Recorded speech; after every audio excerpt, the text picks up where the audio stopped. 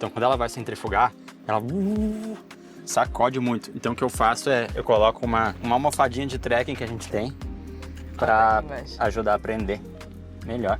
E dar conta do recado, porque ela não só tá na trava agora aqui, como assim, ó, tá super escorado. Na verdade é bem surpreendente isso, porque tá tudo sujo aqui e o compartimento das baterias, tirando esse tantinho de arla que tem aqui, que deu uma coisa errada, deve ter vazado um pouco, as baterias estão bem limpas. Isso significa que essa vedação aqui, pelo menos das baterias, tá muito boa.